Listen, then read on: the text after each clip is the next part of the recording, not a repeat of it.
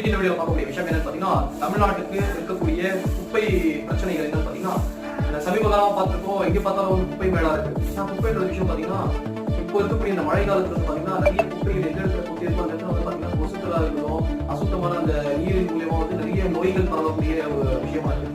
என்னன்னு பாத்தீங்கன்னா, நிறைய இடத்துல அந்த மக்காத குப்பைகளை கொட்டி வச்சிருக்காங்க.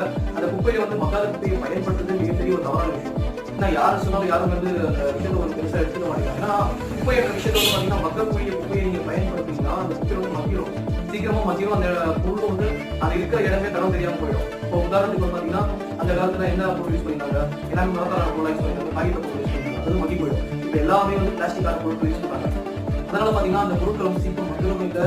அதெல்லாம் பார்த்தா இந்த கேரி பேக் விஷயத்துல பாத்தீங்கன்னா கவர்மெண்ட் ஒரு நடவடிக்கை சரியான முறையில் எடுக்கிறது என்ன சொல்றீங்கன்னா, கேரி பேக் விற்காதீங்க, அந்த பயன்படுத்தாதீங்க, பொதுமக்களுக்கு சொல்றதை பாத்தீங்கன்னா அந்த பயன்பாட்டை நீங்க நிறுத்திட்டீங்கன்னா அது பயன்பாடு